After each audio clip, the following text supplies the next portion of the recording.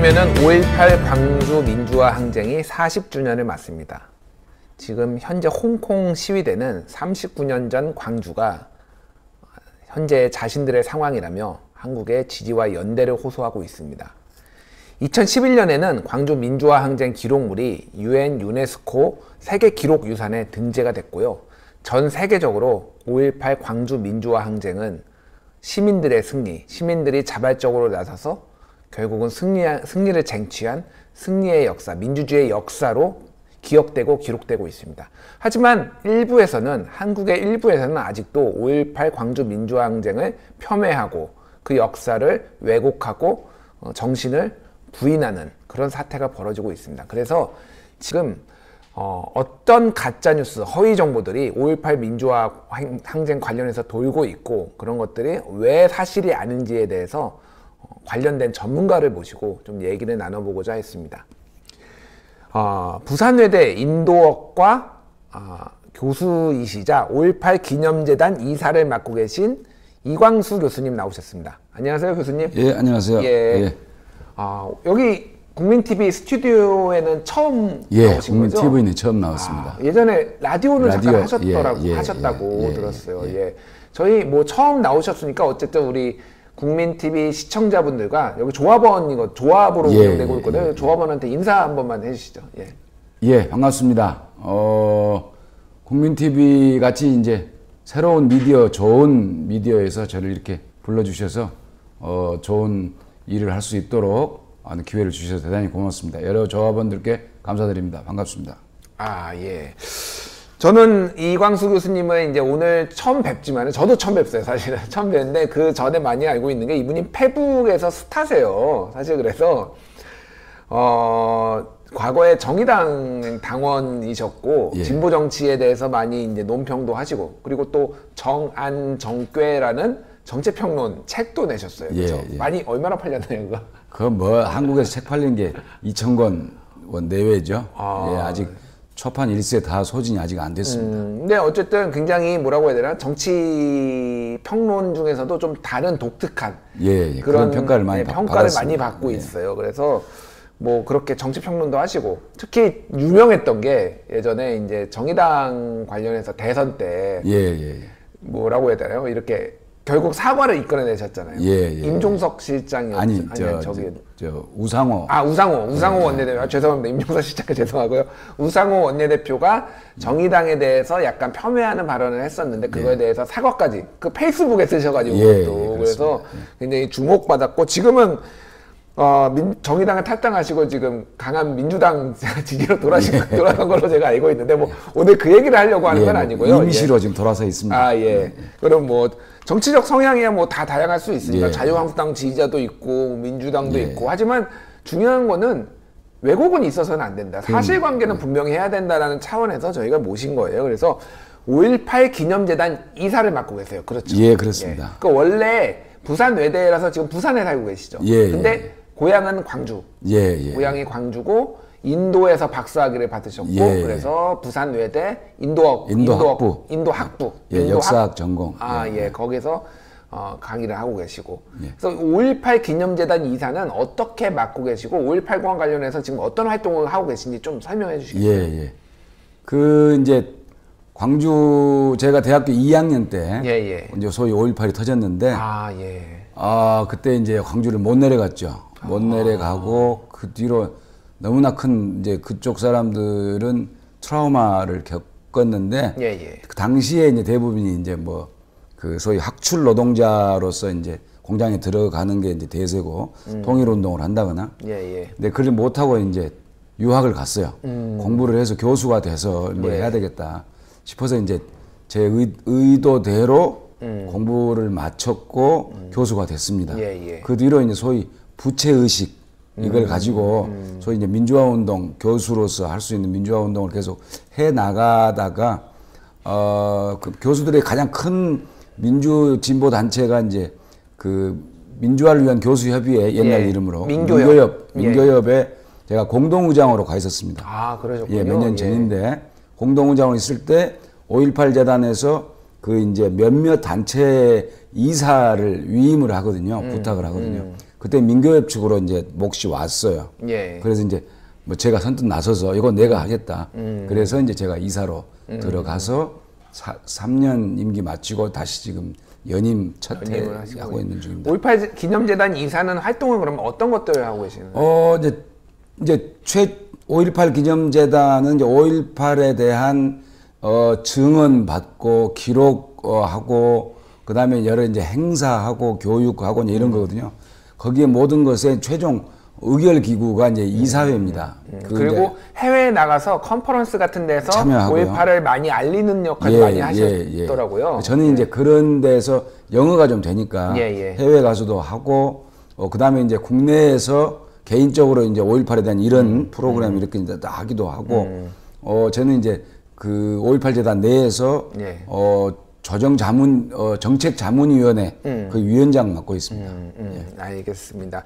제가 지금 왜 이거를 지금 여쭤봤냐면은 한마디로 얘기하면은 국내에서 5.18 관련해서 가장 전문가시고 이 왜곡이나 이런 거에 대해서 가장 적극적으로 대응을 해오셨고 가장 잘 설명을 해주시는 분이에요. 그래서 저희가 모신 거고 그 전문성에 대해서 시청자 여러분들이 충분히 납득을 하실 수 있도록 저희가 이제 알려드리는 차원에서 지금 여쭤본 겁니다. 그래서 본격적으로 이제 어떤 왜곡들이 있고 이게 지금 뭐가 잘못됐는지에 대해서 제가 이제 하나씩 좀 여쭤보도록 할게요. 일단 굉장히 많아요.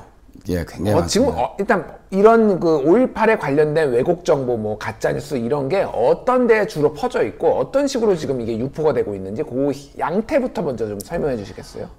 이제 크게 봐서는 이제 5.18 당시에 이제 그 북한군이 내려온다라고 하는 그 선무 방송, 그 선무 공작이 그 수준이었어요. 그런데 이제 세월이 많이 흐르고 39년이 흘렀으니까 지금은 이제 주로 유튜브를 통해서 노골적으로 이제 없는 이야기를 이제 만들어내는 거죠. 근데 그 중에 저는 이제 크게 중요한 게 한 10가지 정도 되는데 제일로 중요한 게 왜 5.18을 이렇게 폭력적 사태가 난 것이 누구 때문이냐가 제일 그 왜곡이 가장 중요한 포인트에서 있는 것 같고요. 발포를 했는데, 시민 때문이냐, 아니면 그 도발을 한 계엄군 때문이냐가 있고요. 그 다음에 또 하나가 이제 그 5.18 유공자들이 아주 뭐 공무원을 뭐 90%, 뭐 70%를 쓸어버린다는데, 그러면은 이제 우리 소위 고시생들 우리는 자리가 없는 게 5.18 유공자 때문이다. 뭐 이런 터무니없는 가짜뉴스. 이런 정도로 나눌 수가 있을 것 같습니다. 일단 전체적으로 그 허위 정보 5.18 관련된 그 허위 정보 가짜뉴스의 어떤 프레임을 보면은 이거는 하나는 북한군의 사주를 받았거나 북한군이 내려와서 직접 사람들을 선동했다. 그리고 또 하나는 이게 폭도다. 무장한 폭도들이라서 정부군이, 그러니까 공수부대가 그렇게 강경 진압을 할 수밖에 없었다. 그리고 또 하나는 이제 과도하게 본인들이 한 것에 비해서 더 과도하게 지금 대접을 받고 있고 이런 뭐 공무원 가산점 이런 거를 가지고 공무원들을 싹쓸이 한다든지 막 이런 식의 이제 내용들이 있는 거예요. 그래서 오늘 하나하나씩 다 짚어보도록 하겠습니다. 일단 5.18의 도화선이 된 것이 이런 주장들이 있어요. 새벽에 진주한 7공수여단 경비병들이 학생 출입을 통제를 하니까 학생들이 경비병들을 향해서 돌을 던지며 먼저 그러니까 물리적인 공격을 학생들이 하기 시작하니까 학생들이 조직적으로 준비를 해와서 그러니까 이 5.18이 격화되고 시위가 발발했다라는 주장이 이거를 전두환 씨가 2017년 전두환 회고록의 1권 390쪽에 나옵니다. 이거는 어떻게 된 내용인가요? 이제 정확하게 이야기하면 그 이제 서로 충돌이 객관적인 사실 충돌이 일어나는 게 새벽이 아니고 10시 정도에 일어납니다. 그러니까 그 전에 12시를 기해서 5월 17일 24시를 기해서 이제 계엄령이 확대가 되잖아요. 그래가지고 들어와서 엄청나게 학생들을 많이 두드려 패고 잡아가고 뭐 소위 말해서 원산폭격 시키고 이제 이런 일들이 발생을 하는데 그 중에 약간의 서로 충돌은 있었다고 그래요. 그 전남대학교가 유독 고시생들이 많은 학교입니다. 그러니까 이제 그 당시에는 소위 전라도 사람들은 취업을 할 수가 없어서 고시생들이 유독 많은 학교거든요. 그러니까 학교 내에 진주에 있던 선생님이 많이 있었어요. 그런데 그 당시에는 이미 소위 총학생회에 있는 사람들은 전부 다 해산 도피하고 피난해서 다른 데로 가버린 상황입니다. 그러니까 그 사람들하고는 아무 관계가 없는 건데 고시 공부한 사람들이 이제 두드려 팼어요. 그래가지고 엄청나게 이제 많이 맞았는데 그 시각하고 이제 충돌이 일어나는 게 10시 전남대 정문 앞이거든요. 무려 한 10시간 정도 차이가 나요. 그러니까 그 사람들은 또 잡혀 있었고요. 그러니까 그 연결될 수도 없고 조직적으로 할 수도 없어요. 그러니까 학생들이 학교를 못 들어오게 하니까 그 학생들은 안에가 잡혀 있는 상태고 밖에서 나 들어가려면 못 들어오게 하니까 왜 못 들어가냐라고 이제 자꾸 이제 공수부대하고 이제 시비를 붙은 거죠. 그래서 공수부대가 이제 폭력을 쓰기 시작한 거죠. 그게 이제 체포 위주로 그게 작전이 됐어요. 해산 위주가 해산이 아니라 체포로. 그러면서 학생들이 엄청나게 많이 도망가고 했는데 그 근방에 그 당시에 신축 건물들이 많이 공사장이 있었어요.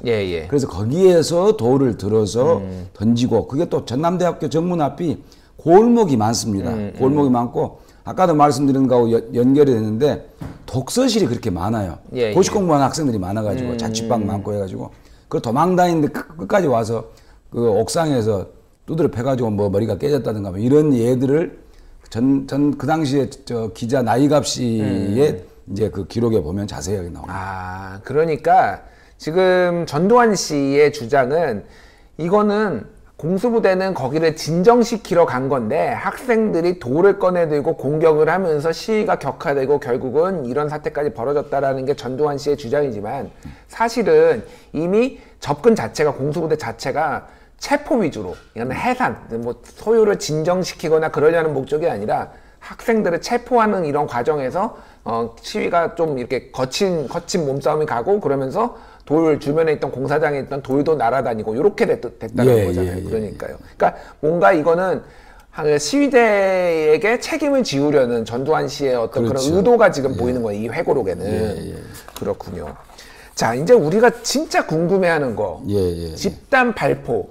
도대체 이제 그 전두환 씨는 계속 그 얘기를 했어요. 자기는 발포를 지시한 적도 없다. 그리고 이게 어떻게 됐는지도 모른다. 그리고 당시에 이제 그 뭐 95년도였나요? 그때 당시에는 누가 발포를 했는지 이제 규명이 안 된 상태로 이렇게 끝이 났는데 이제 그 지만원 씨가 이런 주장을 했어요.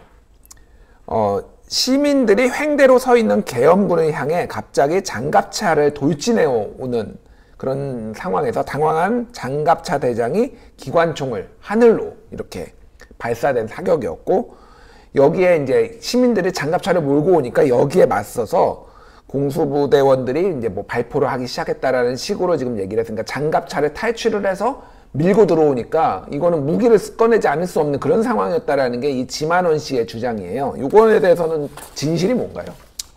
장갑차는 지금도 사실은 밝혀지지 않는 부분입니다. 그러니까 그래요? 광주 그 당시에는 아시아자동차 공장, 지금 기아자동차 공장이 이제 군수품을 만드는 이제 그 소위 방위업체였는데 5월 20일 날 장갑차가 소위 말해서 다운표를 치고 탈취가 됩니다. 탈취가 되는데 누가 탈취했는지는 잘 알 수가 아직도 없어요. 확인이 안 됩니다. 몇몇 분들은 그건 이제 공수부대가 민간인 복장을 하고 가서 탈취를 한 거다라고 이야기하는 것도 그것도 일리가 있을 수 있어요. 근데 이제 또 왜냐하면 공수부대 아니면 그 신형 장갑차를 몰 수가 없다. 그러게요. 그런 무슨 자전거도 아니고 이게. 근데 또 이제 일부에서는 근데 아직도 내가 몰았다는 사람이 나오지가 않아요. 전부가 그때 추정을 하기로 한 4대 정도 풀린 것 같은데. 그 당시에 군대 갔다 온 사람은 다 몰 수 있는 거다. 뭐 어찌됐든지 간에 느닷없이 5월 20일이 이제 참다 못해서 이제 택시하고 버스하고 이제 전부 다 금남로로 해서 이제 도청 앞으로 들어가고 있는데 반대쪽 옆쪽 노동청 쪽에서 장갑차가 한 대 느닷없이 튀어나와요. 왜 거기서 장갑차 튀어나오는지는 모르죠.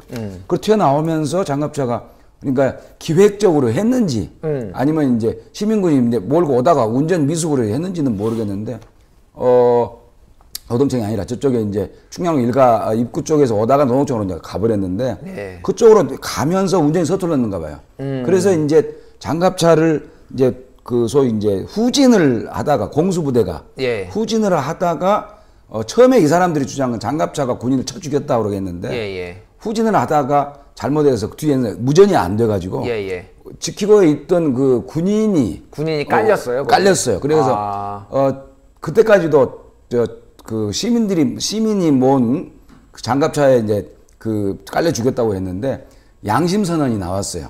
김경남 목사라고 하는 분이 김경남 목사 어제인가 돌아가셨습니다. 아 그래요? 근데 그분이 그 당시에 진압군 계엄군이었어요. 그래서 내가 그 자리에 있었다. 그래서 내가 양심 선언을 하는데 그 장갑차는 직접적인 관계가 없고 후진을 하다가 사고로 죽은 것이다. 그래서 그 당시에 버스하고 장갑차가 오니까 발포는 그건 한 것이다. 한 것은 이제 됐는데 그게 문제가 아니고 그것은 하늘에 쌌든 어디에 쌌든 그 문제가 아니고 그 뒤로 이루어진 세 차례 이루어지거든요. 집단 조준 사격이죠. 조준 사격. 그러니까 이건 우연히 하늘에 쏜 것이 아니고 조준 사격을 해서 시민들을 이제 비무장 시민들을 조준 사격을 했고 그리고 심지어는 그 당시에 제일 높은 건물 이제 관광호텔 건물에 7층짜리 이제 올라가 가지고 그 조준경이라고 합니까? 그거까지 4인 1조가 돼서 골목에 있는 사람까지 전부 다 쐈어요. 조준 사격을 했어요. 그러니까 저격수 소위 말하는 저격수들이 올라가서 거기서 총을 쐈다고요? 이건 확인이 된 건가요? 확인된 겁니다. 확인된 겁니다. 그건 증언이 나왔어요. 그 병사 내가 그렇게 했다. 내가 그렇게 했다. 그리고 심지어는 적십자병원에 그 이제 헌혈하고 나온 여학생도 쏴 죽이고. 그러니까 이제 그 정도로 그 조준 사격을 해서 많은 사람들이 이제 발포로 해서 죽었다는 거거든요. 그러니까 이제 이런 것은 우연히 벌어질 수가 없다는 거죠. 근데 이제 이게 이제 21일 상황입니다. 근데 또 중요한 것 중 하나가 자기들은 이제 21일에서 장갑차 때문에 이제 뭐 시민군들이 밀려오니까 이제 자위권에서 이렇게 했다고 하는데 20일 날 이미 발포가 이루어집니다. 광주역에서요. 그 하루 전날. 전날에 우리가 알고 있는 건 일반적으로 금남로에서 집단 사격이 있었다라고 알고 있는데 그 전날에 이미 광주역에서 있었다. 광주역에서 이제 시민들이 엄청나게 광주역 쪽으로 이제 몰리니까 그 전남대하고 가까워요. 그래서 그쪽으로 많이 몰리니까 최세창 삼공수 여단장이 실탄을 나눠주면서 병사들한테 실탄을 나눠주면서 될 수 있으면 발포를 하지 않되 위험 상황에 나오면 알아서 해라. 그것에 대해서 관여하지 않겠다. 이렇게 해서 실제로 발포가 이루어집니다. 그래서 4명이 죽습니다. 이미 광주역에서도 4명이 죽었어요? 광주역에서 4명이. 그게 최초로 죽은 거예요.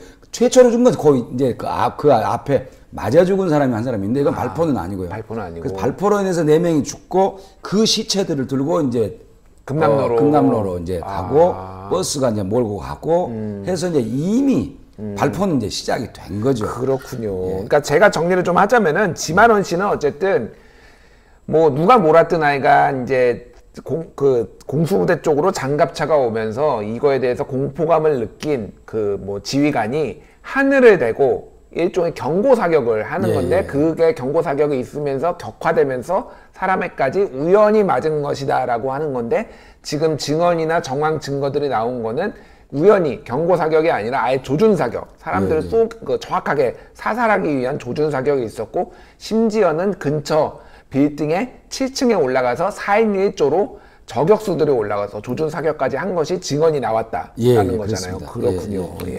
이거는 아다르고 어다른 정도가 아니라 완전히 천지 차이네요. 그러니까 조준 사격을 했다라는 거는 사람의 살상할 의도가 있었다는 거고 우연히 이렇게 맞아서 총에 맞은 거고는 완전히 다른 거잖아요. 그렇죠. 자, 이제 우리가 또 이제 예전에 과거의 논란이 지금은 거의 정리가 된 것 같은데 아직도 이런 뭐 잘못된 정보를 아시는 분들이 있어요. 전두환 씨가 광주의 이 5.18 이 항쟁 그 학살이죠. 일종의 학살에 개입을 했느냐 안 했느냐를 가지고 전두환 씨 주장은 자기는 이 사건과 관련해서는 아무것도 한 적이 없다. 광주에서는 독자적으로 이런 일들이 벌어지고 있었고 자신의 명령이 하달될 수도 있는 상황도 아니었다. 이런 거를 회고록에서 얘기를 해요. 이거는 어디까지 지금 확인이 된 겁니까?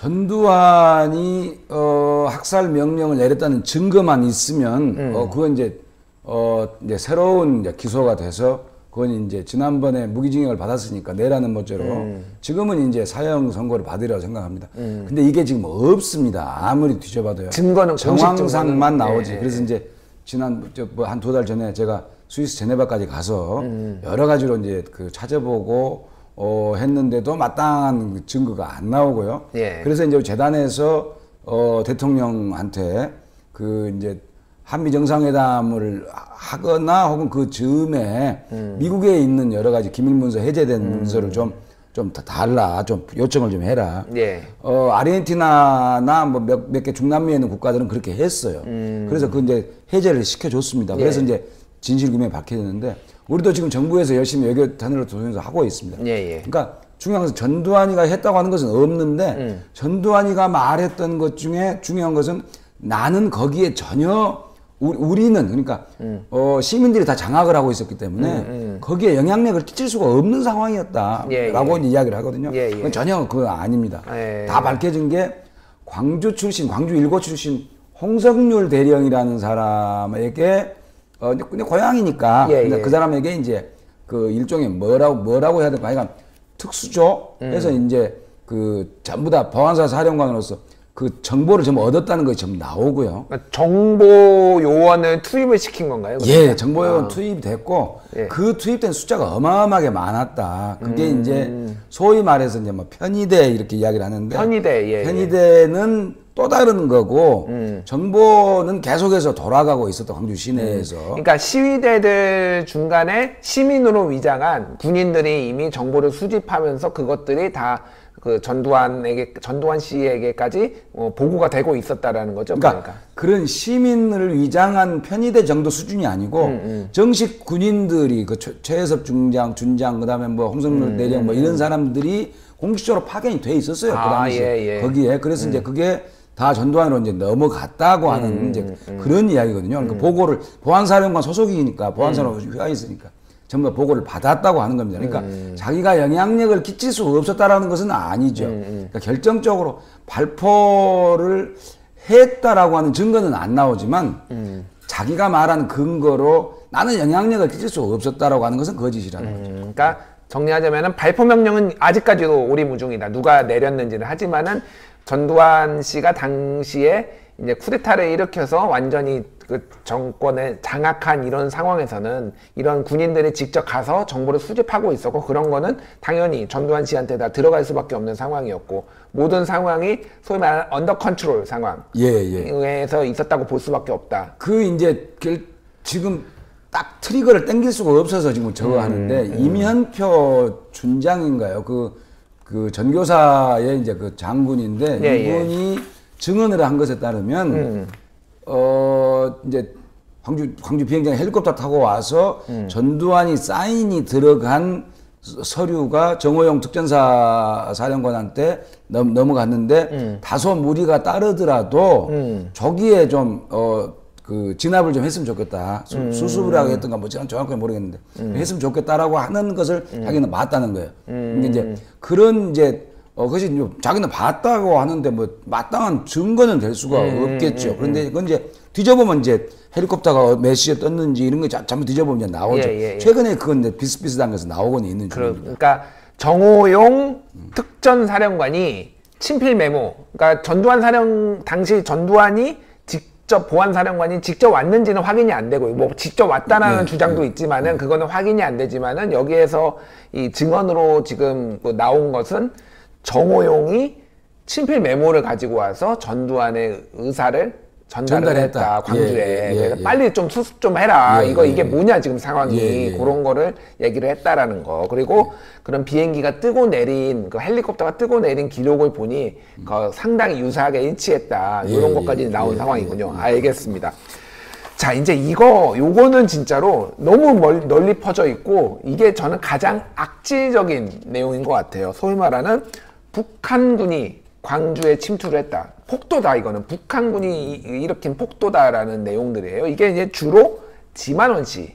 지만원 씨가 이거를 하고 그 증거로 내민 게 뭐 소위 말해서 북한 군인들 얼굴 이 남한 당시에, 그러니까 남한의 광주에서 있었던 사람들의 얼굴과 비교를 해보니 똑같은 사람이 많다. 그래서 자기가 이제 네이밍을, 이름을 붙이기를 제1광수, 제2광수, 그래서 뭐 20광수 막 이런 식으로 붙였어요. 근데 이게 법원에서는 일단 사실이 아닌 것으로 판결이 났긴 하지만은 조금 더 이거를 이게 흔하게 구할 수 있거든요, 진짜로. 여기저기 검색만 좀만 해봐도. 예, 예. 너무 잘못된 것이 많으니까 요거를 뭐가 문제인지 한번 쫙 짚어주시죠.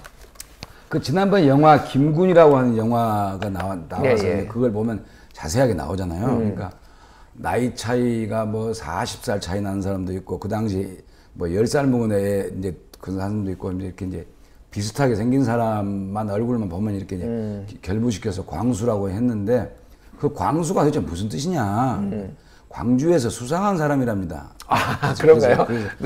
저희 뭐지 런닝맨에 나온 이광수 씨 이광수하고 아무 상관이 없군요. 제 이름도 이광수인데 이제 그런 정도의 어처구니가 없는 이야기를 하는데 그 이제 이렇게 이제 뭐 오각형도 그리고 뭐 화살표도 이렇게 해가지고 이렇게 뭐 하면 사람들이 과학의 힘에 이렇게 현혹되는 수가 많아요, 사람들이. 그래서 그렇게 하는데 애시당초에는 지만원이 나타나기 전에는 이런 것은 상상을 전두환이조차도 북한군이 내려왔다고 하는 것은 터무니없는 사실이다라고 스스로 이야기를 했어요. 예, 예. 왜냐하면 자기가 만약에 북한군이 내려왔다, 그게 처음에는 300명설이 있거든요. 예, 예. 그 다음에 또 이제 500명설이 있다가 600명설까지 있어요. 그래가지고 이제 북한군이 많이 내려왔다면, 혹은 여기에 고첩으로 있었다면, 이제 그 말은 아니고 내려왔다고 하는 이야기인데, 그러면 그 보안사령관, 그 당시에 계엄사령관 뭐 따로 있지만, 보안사령관 최종 책임자는 어떻게 되는 거예요? 그러니까 말이 안 되잖아요. 네, 예. 그러니까 전두환이도 그걸 이제 부인을 했다가, 그 다음에 말을 바꿔서 가능성이 있다라고 이제, 전두환이도 곧 이제 자기도 직감을, 이건 보통 문제가 아니다. 이건 논리의 문제가 아니다라고 생각해서 그 말을 바꿨을 거 아닙니까? 그 당시에는 고작 하는 게, 북한이 내려온다. 예. 광주에서 이렇게 난리가 나면 북한이 내려오니까 이제 그만 좀 해라. 이런 예, 이야기나. 예. 그리고 이제 독침 사건이 있어요. 도청 지켰던 사람, 이제 저걸 독침을 하고 누가 이제 가버렸죠. 예. 죽었죠. 그러니까 이건 북한군이 와서 한 거다. 요런 북한군의 수법이다, 이게. 이제 그런 거죠. 그런 건데, 느닷없이 한 뭐 몇 년 안 되죠. 지만원이 나타나가지고 이제 이런 어처구니 없는 이야기를 하는데, 뭘로 연결이 되냐면, 이런 가짜 뉴스까지 저도 봤어요. 이제 검색을 하다가, 그 장성 비하 쪽으로 자기가 보니 어떤 사람이 자기가 보니까 무슨 전남 무슨 뭐 이상한 미디어의 무슨 뭐 부장이라고 하는 사람인데 버스로 몇 대가 왔는데 한 300명 정도가 왔는데 자기는 처음에 연고대생들이 왔다고 하는 것으로 알고 있었는데 이 사람들이 전부 일렬로 해가지고 버스를 틀더니 아시아자동차 공장으로 가더라. 이게 북한군이다 라고 하는 거거든요. 그러면 그 아시아 자동차 공장에 가서 장갑차를 탈취했다라는 서사로 이어지는 거죠. 예. 그쪽에서는 그렇게 이해해지는데 또 이쪽에서 말하는 사람은 그게 소위 말해서 민간인 복장하나 편의되다. 또 이렇게 말하는 사람도 있고 애시당초에 그런 거 없었다. 근데 저는 이제 개인적으로 그렇게 생각합니다. 애시당초에 존재를 할 수가 없어요. 300명이 어떻게 모여서 그렇게 하거든요. 근데 이제 그 지만원 이야기는 600명이 전부 다 이제 발포하기 전부터, 그러니까 21일 발포하기 전부터, 이제 광주, 경찰서가 화순 단광, 장성, 이런 데 이제 가가지고 무기를 탈취를 했다. 이제 그 600명이 했다라고 이야기를 하거든요. 근데 그 자체는 이제 숫자 자체가 44개소가 이제 털려야 되는데, 예. 그러면 북한군이, 적게는 이제 수십 명에서 수백 명, 수천 명의 시대들이 이제 합쳐가지고 이제 그렇게 했다고 그러는데, 실질적으로 그런 일이 일어난 적이 없어요. 그러니까 그냥 몇 명이 가가지고 가니까 그냥 문 열어주고 혹은 그냥 다 가버렸고, 이제 그래서 무기를 가져왔던 것 뿐이지, 탈취하고 거기서 막 교전이 일어나고 이런 적이 없습니다. 그러니까 현실적으로 과거에 팩트 자체가 없었던 것을 만들어서 숫자를 덧붙여내고 과학 이제 컴퓨터 그래픽 이렇게 이제 덧붙이면서 자꾸 이제 그렇게 말도 광수하는 식으로 좀 만들어내고 이제 이런 어처구니 벌어지는 거죠. 일단 가장 결정적인 것은 지금 5.18에 관련돼서 공식 조사가 여러 차례 있었어요. 그래서 그게 1980년에 이미 그러니까 그 전두환 정권 때부터 있었고 그 이후에도 보수 정권, 진보 정권 할 거 없이 그건 검찰에서도 했고 뭐 안기부에서도 했고 여러 기관에서 다 했는데 한 번도 북한군이 있었다는 내용이 한 번도 그 공식 보고서에 나온 적이 없어요. 예. 그래서 이제 그걸로 이제 자기는 자기가 광수가 된 줄 모르죠. 내가 사진 찍혔는지를 모르니까. 그러다 이제 5.18 기록관에 사진들이 있는 보니까 이게 자기가 걸렸다는 거예요. 그래서 이제 이걸 이제 소송을 걸었죠. 그리고 저희 재단이 이제 그 사람들을 모아서 이제 소송을 도와줘서 걸어가지고 지금 지난 5월 달에 한번 1억 800인가요? 1억 400인가? 그러니까 그거 내고 이번에 9월 달에도 또 1억 얼마 내고 이제 그 이제 명예훼손으로 그냥 이제 하죠. 이제 앞으로 이제 또 이제 혹시 나도 있을까 해서 가보면 자기하고 결부된 사람이 600명을 만들어 놨으니까 그러면 또 이제 뭐 몇 억 나오는 거죠. 그러니까 그렇게 하니까 좀 조용하기는 해요. 아 최근에는 그래서 돈이 떨어졌구나. 돈이 알겠습니다. 그래서 이거가 정말 악질적이고 제가 보기에는 이거를 그래서 그 이제 소위 말하는 색깔론을 더 씌우기 위한 거예요. 빨갱이들의 폭동이었다라는 그 서사를 만들기 위해서 북한군이 했지만 이거는 아무런 증거도 없고 법원에서도 심지어 이거는 사실이 아니다라고 확정지은 것이라는 거를 시청자 여러분들이 꼭 아셨으면 좋겠고요. 저희가 이제 시간이 많이 지났어요. 그래서 뭐 여러 가지가 있어요. 뭐 헬기 사격을 했다 안 했다 뭐 그런 것도 있는데 그거는 뭐 아주 본질적인 건 아닌 것 같아요. 그래서 최근에 가장 이제 그 좀 악의적으로 나오고 있는 내용들이 뭐냐면은 5.18 유공자가 공무원을 싹쓸이하고 있다. 유공자 가산점을 받아서 이게 또 젊은 층에 굉장히 좀 강하게 소위 말해서 어필을 하는 이유가 취업이 안 되는데 5.18 유공자 가족들만 뭔가 굉장한 대접을 받고 있다라는 식으로 소위 그 젊은 층에 굉장히 파고들었어요. 저희가 그래서 저희 뉴스톱이 제가 뉴스톱이란 매체의 대표인데 이런 걸 팩트체크 사실이 아니라고 팩트체크를 한 적도 있어요. 그 사실이 아니다라고 했지만은 진짜 전문가 이광수 교수님이 지금 이게 어떻게 지금 이런 건 어떤 소문이 나고 있고 뭐가 사실이 아닌지 좀 밝혀주시죠. 그 이제 그 주로 이제 공시생이라고 하는 그 이제 그 옛날에 고시촌 서울 신림동 이쪽에 이제 주로 그 많이 뿌려진다고 그러더라고요. 그러니까 자기들이 왜 이렇게 공시가 잘 안 되냐 그 이야기를 그쪽에다가 이제 괴담이 뿌려지는 게 70% 혹은 어떤 경우는 90%를 그 5.18 유공자들이 가산점을 받아서 쓸어가고 있다. 그런 이야기를 하고 돈을 몇 백억, 몇 십억 이렇게 해서 그 사람들이 아주 엄청나게 잘 살고 있다고 하는데 조사를 해보면 2010년대 몇 년인지 정확히 기억이 안 납니다만 조사를 해보면 거의 절반 이상이 최저생계비에 못 미치게 살고 있어요. 5.18 유공자들이요? 예. 그리고 이제 가장 중요한 것은 이거 같아요. 이제 국가 유공자로 10%의 가산점은 있어요. 그 제도 자체가. 그런데 그것은 이제, 한 10개 카테고리가 있는데, 독립유공자, 우리 독립운동 했던 순국지사 독립유공자, 국가유공자, 이제 전쟁 때 싸웠던 국가유공자, 그 다음에 이제 뭐 6.25 참전자 뭐 다 있겠죠. 4.19 혁명 사망자, 부상자, 그 다음에 이제 뭐 재해 사망, 군경 뭐 이런 걸 통틀어서 똑같이 이게 들어갑니다. 5.18만 해당이 된 게 아니고. 그렇죠. 국가보훈처에서 매달 통계를 내요. 그래서 이달에 보훈 대상자가 몇 명이고 이런 거를 제가 조금만 왜냐면 제가 이 기사를 썼기 때문에 좀 말씀을 드리면은 2017년 2월에 제가 이 기사를 썼습니다. 근데 당시에 국가 유공자 수가 64만 2,507명이었어요. 그리고 유족은 21만 1,205명. 그래서 총 보훈 대상이 85만 3,712명이었는데요. 이 중에서 5.18 민주화운동 관련 보훈 대상은 4,264명. 다시 한번 말씀드리겠습니다.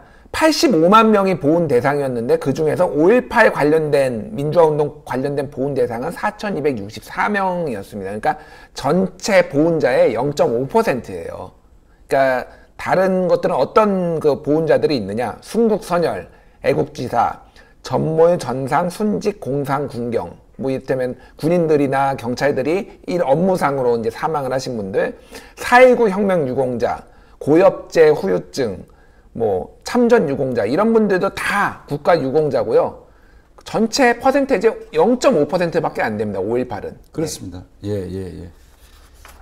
그래서 이거는 정말로 5.18을 악의적으로 폄훼를 하고 5.18에 대해서 부정적 인식을 갖게 하려는 국가 유공자에 대해서는 다 똑같은 가산, 5.18이라고 더 뭐 20%, 30점, 뭐 30% 그 공무원 가산점이 주어지는 게 아니거든요. 똑같은 퍼센테이지로 주어지고 그 퍼센테이지도 0.5%밖에 안 되기 때문에 공무원 싹쓸이 일하는 거. 사실 이 4,000명이라고 하더라도 이분의 대부분은 당시에 그 후유증을 겪은 분들이에요. 그렇죠. 그러니까 공무원을 보시는 나이가 아닙니다. 그러니까 이광수 교수님 같은 경우에도 대학생이셨는데 지금 이제 환갑 넘으셨잖아요. 그러니까요. 환갑 넘으신 분들이 공무원 시험을 보겠습니까? 그러니까 이거는 아예 말이 안 되는 거예요. 그러니까. 그래서 이런 가짜 뉴스, 허위 정보들이 지금 많이 유포되고 있다라는 것들을 좀 가짜라는 거를 꼭 우리 시청자 여러분들이 아시면 좋겠고요. 누가 이런 얘기를 한다. 오늘 여기가 언급된 거. 그러면 저희 방송을 유튜브 클립을 보여주십시오.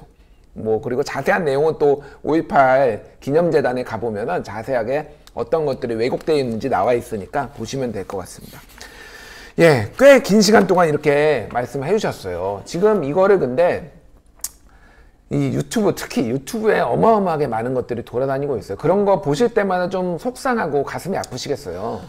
제가 그래도 이제 뭐 전문 이쪽의 전문 역사학자는 아니지만 재단 이사를 하면서 이렇게 조사를 하는데 이제 네이버나 다음 통해서 이렇게 하잖아요. 제가 봐도 긴가민가 할 정도로 절묘하게 잘 만든 유튜브들이 있습니다. 아, 그렇군요. 그러니까 이제 지만원 같은 경우는 아주 촌스럽게 하기 때문에 누가 봐도 아는데 사람들은 그쪽이 많이 현혹이 되지만 우리 같은 사람이 볼 때도 현혹이 될 수 있을 정도로 팩트 같이 보이는 게 있는데 찾아보면 가짜 뉴스입니다. 이거 제가 개인적으로 볼 때 한 7대3 정도로 8대2 정도로 많은 것 같아요. 그러니까 5.18 무슨 유공자 이렇게 찍어보면 한 컨텐츠 8개 정도가 유튜브입니다. 전부 다 가짜 뉴스예요. 그러니까 이제 이걸 재단에서도 그렇고 이제 유튜브나 구글이나 해서 좀 방송을 좀 방송이라고 그러니까 뭐랍니까? 그러니까 좀 제재를 좀 시켜다오. 그러니까 올리지 말아다오 해도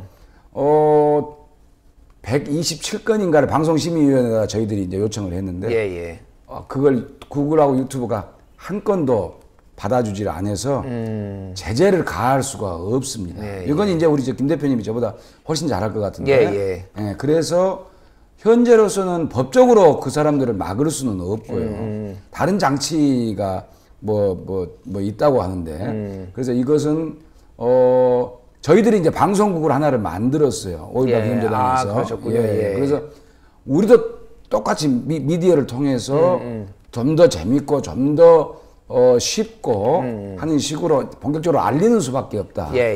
그런 말씀 드릴 것 같습니다. 조금만 부연 설명을 드리자면은 이제 방송법에 의해서 방송통신심의위원회가 있고, 그러니까 방송통신심의위원회는 방송법에 근거해서 잘못된 콘텐츠, 왜곡된 콘텐츠에 대해서 뭐 경고나 제재나 주의를 할 수가 있는데 유튜브에 있는 거는 방송법의 규제를 받지 않습니다. 이거는 사실상 그 유튜브라는 채널에 플랫폼에 개인들이 그냥 올리는 영상이기 때문에 방송법에 해당이 안 돼서 국가에서 뭐 이거 내려라 올려라 할 수는 없고, 말씀하셨듯이 구글 측에 요청을 해서 내리게 할 수 있는데 구글 측은 역사적 해석의 문제에서는 자기들은 개입하지 않는다라는 게 구글의 원칙이고, 다만 왜곡에서도 혐오 발언, 뭐 이를테면 나치를 찬양한다든지 뭐 인종차별 문제 뭐 이런 거를 하는 거는 뭐 이제 내릴 수가 있던데, 이거는 그거에 해당되지 않는다라는 게 공식 입장이에요. 그래서 좀 더 왜곡된 것들이 현존하는 거는 우리가 인정을 해야 되고, 왜곡된 컨텐츠들이 저희가 할 수 있는 일들은 저희 국민TV 아니면 뭐 5.18 기념재단에서 만든 이런 컨텐츠들을 더 많은 사람들이 볼 수 있게 추천도 해주고 좋아요도 눌러주고 공유도 해주고, 그러면서 사람들이 좀 왜곡된 잘못된 정보를 줄여나갈 수 있게 해주는 게 그렇습니다. 가장 현실적인 대안이 아닌가 그렇게 생각을 합니다. 뭐 교수님, 그 이사님, 긴 시간 동안 방송해 주셔서 감사드리고요. 고맙습니다. 다음에 또 기회가 있으면 5.18 관련해서 뭐가 있으면 또 나와 주셔서 우리 시청자 여러분들, 조합원 또 미디어 협동조합 조합원 여러분들께 좋은 말씀 좀 해주시면 좋겠습니다. 불러주셔서 고맙습니다. 지금까지 5.18 기념재단 이사 부산외대 이광수 교수였습니다. 감사합니다. 국민라디오 개국부터 지금까지 쭉 우리 154 941 국민 대리운전.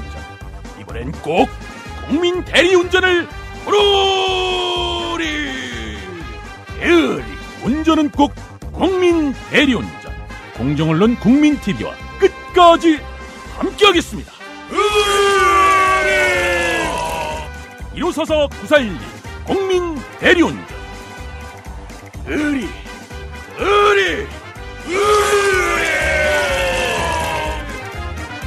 154 941 국민 대리운전.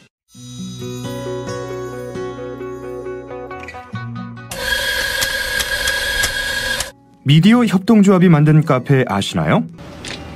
어서오세요. 국민카페 오네어입니다. 공정한 가격으로 확보한 품격 높은 재료로 정성을 다해 여러분을 모시겠습니다. 커피 나왔습니다. 맛있게 드세요. 지식이 있고 공감이 있는 강연이 있고 즐거움과 행복이 넘치는 공연이 있는 공간. 국민카페 오네어로 여러분을 초대합니다.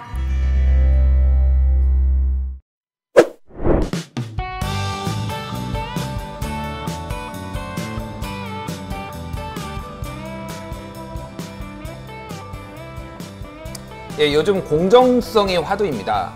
입시 공정성, 공정하지 않다라는 책도 나왔고요. 여러 가지 공정성이 불공정하다라는 이제 목소리들이 나오고 있는데, 불공정한 것이 꼭 입시뿐일까요? 검찰의 수사, 기소도 공정하지 않은 부분이 매우 많은 것 같습니다. 최근에 고소고발을 4차례를 당했는데 검찰은 꿈쩍도 하지 않고 있습니다. 어떤 연유일까요?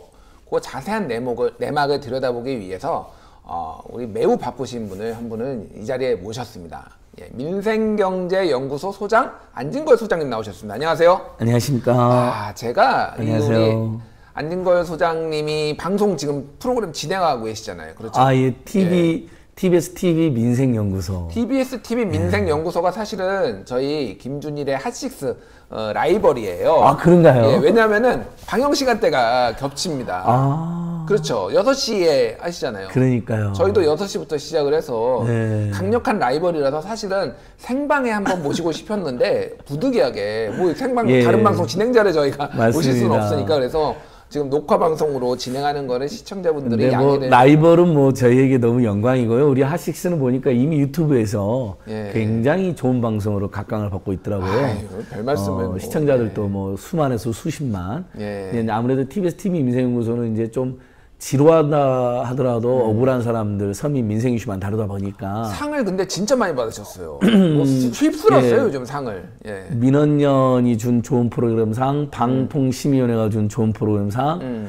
최근에는 한국인터넷기자협회에서 사회공헌상 뭐 이렇게 해서 이제 그런 프로그램 하나는 있어야 된다. 그래요. 시청률도 맞습니다. 더 나오면 좋겠지만 오로지 억울한 사람들, 민생, 서민, 노동, 가불 문제, 시민생활 이슈만 다루는 방송 매일 6시에서 7시 생방송하는데 나중에 우리 핫식스 생방송을 보시고요. 유튜브로 이렇게 봐주시면 너무 고맙겠습니다. 그래서 핫식스도 사랑해 주시고 예. 우리 민생연구소도 사랑해 주시고 그래서 좋은 프로그램이니까 같이 좀 컸으면 좋겠어요. 제가 또 국민TV 되게 오래된 조합원으로 그러니까요. 예. 매달 통장에서 11,000원씩 빠져나갈 때마다 우리 국민TV 제발 잘 됐으면 더 잘 됐으면 좋겠다. 그러니까요. 뉴스톡도 가입하려고 하는데 일반 후원을 안 받으셔가지고 이제 저희 준비하고 있으니까 예. 후원 좀 해주세요. 약속드리겠습니다. 우리 여러분 예. 국민TV 뉴스톡 이런 곳을 도와야지 정말 검찰개혁 언론개혁이 됩니다. 함께 해주시죠. 예.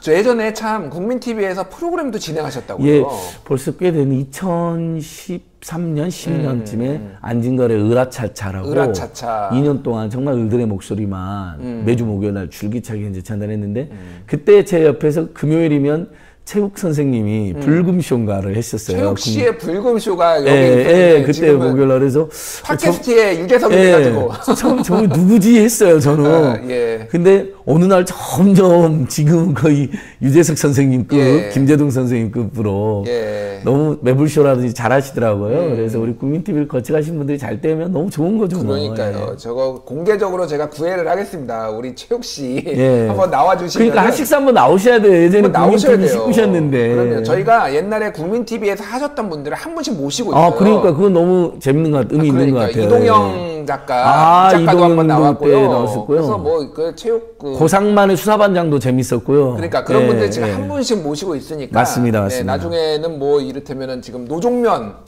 저기 보도국장도 한번 노종면 선배님 여기서 이제 뉴스 진행하고 막 했던 거 막 응원하러 저도 왔던 기억이 생생합니다. 맞습니다. 꼭 이 방송을 보시는 우리 관계자분들은 꼭 나와주시길 부탁드리고요. 제가 오늘 모신 거는 실은 제가 앞 서두에 얘기했던 공정성 얘기를 했는데 맞습니다. 지금 뭐가 공정하지 않게 돌아가고 있다라는 말씀을 지금 오늘 해주시기에 나왔어요. 예, 정말 문제가 많은데요.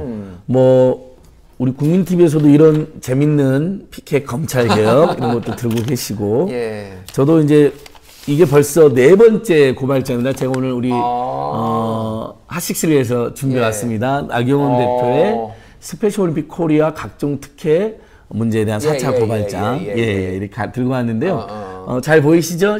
시청자 여러분? 그러니까 오죽하면 4번이나 고발했겠습니까? 그래서 간단히 설명드리면 일단은 4번이나 고소 고발을 했다라는 거는 뭔가가 다른 내용이 4개가 있다라는 맞습니다. 거잖아요. 맞습니다. 저희가 의혹 아직 뭐 확정된 건 아니지만 의혹 비리 백화점 같은 약간 느낌이에요. 맞습니다. 오히려 조국 장관 전 장관의 따님 같은 경우는 봉사활동은 했는데 표창장이 진짜냐 아니냐라는 뭐 7년 전 사건에 엄청난 뭐 검찰과 수사가 뭐 100여 명 안팎을 투입해서 이제 논란이 됐던 건데 광수라는 논란. 그러면 그때는 뭐 의혹이 많이 제기됐잖아요. 사실 팩트로 밝혀진 것도 일부 있지만. 근데 나경원 대표님 아드님 따님 문제는요. 제가 의혹으로만 했으면 이렇게 4번 연속 고발 못 하죠. 그렇군요. 팩트로 확인된 것들이 굉장히 많습니다. 확인된 게 있나요? 감히 제가 뉴스톱 팩트체크 전문 언론인 김준일 대표님 앞에서 의혹으로만 이야기하면 뉴스톱에 팩트체크를 당할 거 아니에요. 그러게요. 그러니까 그런 부분은 사실 제가 예전에 참여연대 있을 때도 작은 시민단체가 입장 하나 낼 때에도 팩트체크 없이 내지는 않았습니다. 그럼요. 그래서 최근에 검찰에 악의적으로 흘렸던 여러 가지 문제들, 언론이 막 무조건 받았었던 문제들 정말 심각하다고 생각합니다. 왜냐면 한 기업이나 한 가족 또는 한 인생을 짓밟을 수 있는 걸 그렇게 쉽게 낼 수는 없는 거죠. 그렇죠. 작은 NGO도, 영향력이 작은 NGO도 이게 팩트냐 확실하냐를 몇 번을 따지고 겨우 논평 하나 나가는 것이거든요. 알겠습니다. 자, 4가지 고발이 있었어요. 4번의 고발. 자, 간단하게 4개가 어떤 내용인지 짧게 얘기하신 다음에 하나씩 짚어보면 좋을 것 같아요. 4개가 뭐가 있겠네요, 일단. 9월 16일 날 1차 고발 때는 포괄적으로 나경원 대표님의 아드님, 따님, 입시 비리, 성적 비리 의혹. 그러니까 따님은 성신여대를 부정 입학했다는 의혹. 그다음에 성적이 불법 부당하게 특혜를 입었다는 의혹을 중심으로 고발을 했고요. 동시에 아드님이 서울대에서 우리나라 어느 고등학생들이 사실 최고 국립대 실험실을 무상으로 그것도 교수와 대학원생의 도움을 받아가지고 연구까지 하고 그걸로 학술대를 내고 경진대를 내고 예일대까지 들어갔기 때문에 그 소위 말하는 포스터 논문 그렇죠. 제1저자 의혹과 그 이외에 학술대, 경진대회 예일대 입학까지 전 과정. 그다음에 인체를 통한 실험 IRB 실험 허가를 받아야 되는데 승인을 받지 않은 것도 팩트로 밝혀졌잖아요. 이제 요 부분이 묶어서 첫 번째 고발이었고요. 1차 고발. 알겠습니다. 9월 26일 날은 이제 사학개혁 국민운동부문에서 우리나라에서 가장 사학비리 전문가인 분들이 최성해 총장의 사학비리가 많이 밝혀졌잖아요. 이 많이 과정에서. 밝혀졌죠. 그래서 그분에 대한 고발하면서 나경원 대표의 따님의 성적 비리는 확실하다. 딸의 성적 비리를 저희가 1차 고발한 거에 비해서 훨씬 더 자세하게 정말 심층적으로 구체적으로 팩트까지 묶어갖고 예를 들면 이제 좀 이따 말씀드리지만 무려 8번이나 성적에 조작이 있었는데 조작 의혹이 있는데 그러니까 그게 이제 8번의 조작이라는 게 8번이 고쳐져서 정정이 있었는데 올라간 흔적이 남아있다는 거죠. 저는 일반적 정정하고 너무 다르기 때문에 조작이라는 표현을 썼는데요. 8번이나 고쳐졌는데 많게는 D0에서 A 플러스로 무려 10단계. 그게 최소한 가능한가요? 대학을 조금이나 다녀봤던 분들이나 수업을 했던 분이라면 그러니까 학생이든 강사나 교수든 10단계를 올려주는 경우는요 있을 수가 없습니다. 굉장히 이게 사실이라면 매우 불공정하게 느껴지는데 100번을 양보해서 저기 불법은 차치하더라도 최근에 공정이 하드니까 불공정의 끝판왕이라도 과언이 아닙니다. 당시에 같이 학교를 다녔던 장애인 학생이 몇 명 있었는데요. 제가 다 조사를 해보니까요. 물론 이제 뉴스타파가 이제 심층 보도해서 일부 알려지기도 했습니다. 예전에. 나머지 학생들 아예 성적을 고치질 않았거나 8학기 내내 졸업 전에 또는 고쳤어도 한 번에서 두 번 정도 그리고 성적이 정정된 단계에도 1단계에서 3등, 3단계 정도 이게 정상입니다. 저도 상지대나 경희대 수업해봐서 아는데 만약에 상대평가 이외로 누군가를 절대평가를 해야 되는 상황이 되면요.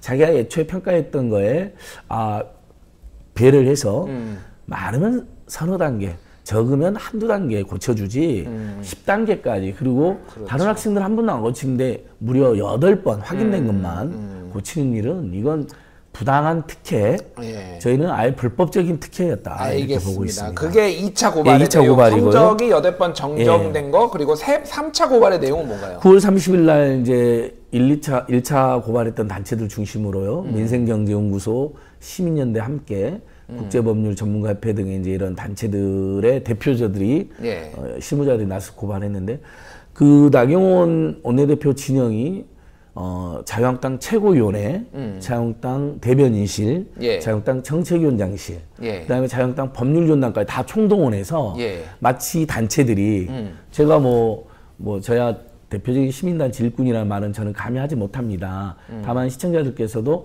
저 안진걸 저 친구가 옛날 참여연대든 희망제작소에서 열심히 시민단체 활동을 했지 이런 평가 정도는 받는 편인데 저희들을 가짜 시민단체 가짜 시민단체다. 가장 모욕적인 표현이죠. 시민단체들이 가장 모욕을 느끼고 명예훼손이 당했다는 게 바로 가짜나 사입이란 말이거든요. 아예 대놓고 근데 더 웃긴 것은요. 그 활동을 해보셨잖아요. 저는 공개적으로 활동해서 그냥 안진걸 일만 쳐도 하루에 여러 노동현장, 민생현장, 서민현장 맨날 공개적으로 투명하게 활동하는 게 다 나와 있는데 가짜 시민단체다.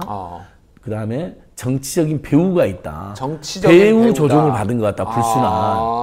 그 다음에 아니 제가 여쭤볼게요. 꼭두각시인가요 지금 그러면? 저는 이제 우리 국민TV 조합원들이나 시청자 여러분의 꼭두각시이긴 하죠. 그렇군요. 왜냐하면 항상 우리 조합원들이나 시민들이 너무 억울해, 너무 열받아.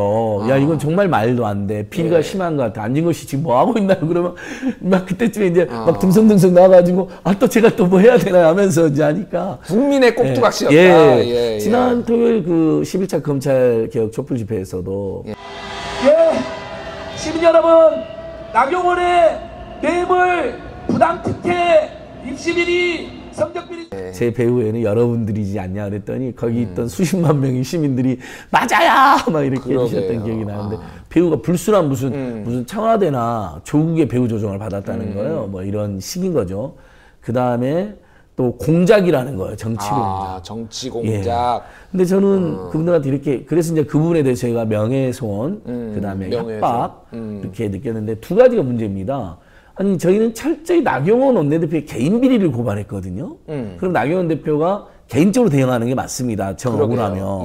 근데 왜 국민들의 세금이 지원된 공당에 최고위원회, 정책위원회, 법률위원단, 대변인실까지 다 나서서 저희를 음해하고 가짜 시민단체다, 배우의 불순한 의도가 있다. 이상한 게 이건 일종의 만약에 김준일 대표님 제가 어떤 회사를 다녔는데 회사원이 사고를 쳤어.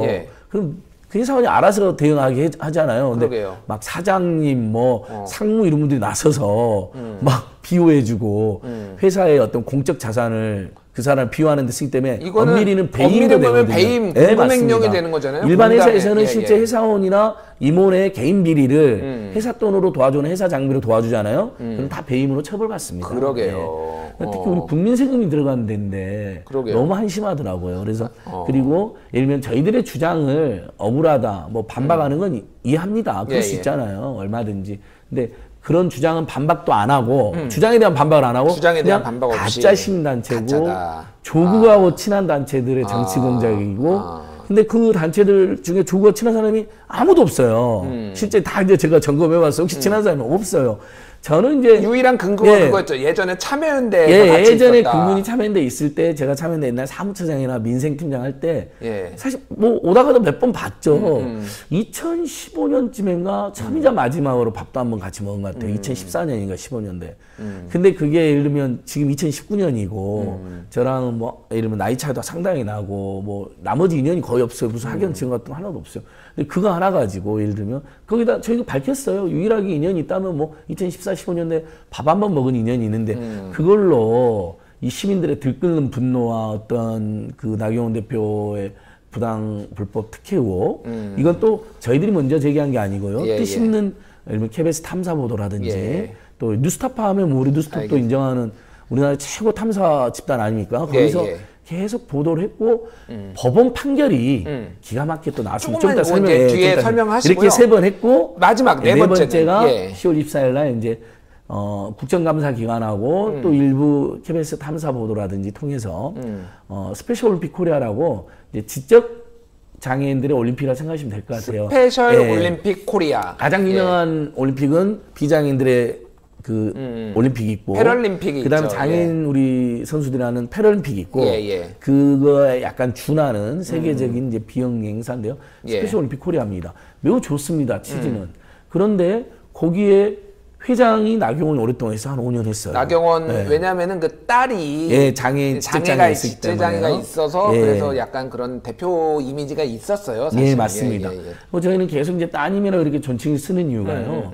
사실 그 조국 전 장관 논란이나 이럴 때 보면 막 아들 딸에 대해서 너무 함부로 대한 언론이 많았잖아요. 저희는 따님하고 아드님은 존중받아야 된다고 생각하고 예를 들면 부모가 주도한 비리에 연루됐다 해서 아들, 딸까지 함부로 비난해서 안 된다는 생각 때문에 존칭을 쓰는 건데 저번에 매불쇼에서 그렇게 이야기했더니 불편하다는 분도 있더라고요. 그러니까 근데 그 부분은 저는 이해해 주십시오. 왜냐하면 특히 직책장애 있는 따님 같은 경우는 부모가 시켜서 했겠지 본인이 비리를 주도했다고 말하기는 어렵잖아요. 스페셜 올림픽 코리아에 어떤 그런 의혹이 있는 건가요 지금? 그러니까 일단은 간단히 말씀드리면 본인이 지금 회장이었고 이제 최근에 명예회장을 하고 있어요. 근데 본인 다음에 따님인 글로벌 메신저라고 하는 일종의 홍보대사예요. 굉장히 영예로운 자리예요. 그러니까 IOC 홍보위원, 뭐 IOC 홍보대사급이라고 생각하시면 돼요. 김연아 뭐 이런 분들이 했잖아요. 뭐 정식 위원도 하고 하는 분들 있잖아요. 그 급이라고 보시면 되는데 그걸 맡아서 했어요. 딸이? 다른 분들도 하고 싶어 할 거 아니에요. 다른 선수들도 많이 있었잖아요. 근데 공모도 안 하고 복수 추천도 안 하고 그냥 내정한 다음에 스페셜 올림픽 인터내셔널이 있어요. 그러니까 세계 본부 IOC처럼 이제 국제 올림픽위원회처럼 국제 스페셜 올림픽위원회가 있는 거죠. 거기에 글로벌 메신저로 선정을 시킨 거예요. 그리고 전 세계 행사를 다녀요, 실제로. 뭐 발표도 하고 공연도 하고. 그러니까 이걸 생각해보세요. 저희가 지적장애인들이 그런 활동하는 것을 문제로 하면 저희 나쁜 놈이죠. 오히려 그런 활동은 더 배려받아야 되고 보장되고 응원받아야 됩니다. 근데 왜 나경원 대표의 딸이 그걸 해야 되냐는 거죠. 다른 그렇네요. 수없이 많은 사람도 있는데 절차도 거치지 않고. 두 번째, 나경원 대표가 회장을 그만두고 명예회장으로 간 다음에 다음 회장은 또 고은길이라고 하는 옛날 유명한 정치인 있잖아요. 고은길. 다 나경원, 고은길 어떤 공통점이냐면 이해창계라는 공통점이 있죠. 옛날 이해창 전 총재. 그분이 회장을 맡고요. 그 다음에 따님이 발음을 조심하셔야 돼. 이해찬이 아니라 이회창. 이회창. 이해찬 대표님 죄송합니다. 놀라셨다면 이회창 전 총재. 그 다음에 따님이 당연지 기사가 돼요. 2016년도에 갑자기. 근데 생각해 보세요. 국내에서 꽤 큰 비영리 스포츠 직접장애인 단체이고 세계 본부까지 있는 데서 글로벌 신조 다음에 또 누구나 하고 싶어하는 이사가 되는 거예요. 근데 그 중에서 이사 중에도 당연직 이사는 조금 더 명예나 영예가 더 있는 자리거든요. 그렇잖아요. 왜냐하면 이사는 일반적으로 선임하는데 당연히 시켜야 된다는 자리라니까 훨씬 더 명예나 권한이 있을 수 있는 조직인데 그것을 역시 어떠한 절차도 제대로 지키지 않았어요. 장관의 승인을 받아야 되거든요. 문체부 장관의 승인을 받질 않았어요. 승인을 받지 않았다. 불법입니다. 그 자체가 불법이고 정관에도 보면 당연히 이사는 스페셜 올림픽 코리아 시도협의회장이 추천하는 3인, 그 다음에 스페셜 올림픽 코리아 사무총장, 그 다음에 문체부 과장 이렇게 해서 5명으로 하게 되어 있어요. 근데 아무래도 속하지도 않잖아요. 근데 이분이 갑자기 따님이 당연히 이사가 되어 있어요. 2016년부터. 자, 그러면은 지금 이거에 더해서 또 하나가 무슨 돈 문제가 있다고요. 그렇죠. 자, 이제 불법 부당하게 글로벌 메신저가 되고 이 조직을 사유화하고 따님을 당연히 이사로 시킨 것도 수사를 철저히 받아야 될 대상이지만 더 심각한 것은요. 저희가 보니까 2014년도 정부가 예산안을 냈는데 예. 거기에는 스페셜 올림픽 코리아 관련 예산이 하나도 배정이 안 돼 있어요. 예. 근데 갑자기 나경원 대표가 당시에 집권여당의 실세 의원이었잖아요. 그렇죠. 2015년이면 예, 예. 가장 잘 나가던 시절에 예결위원이었거든요. 그것도 예, 예. 국회 예결위원, 예결산을 거기에 슬쩍 집어넣습니다.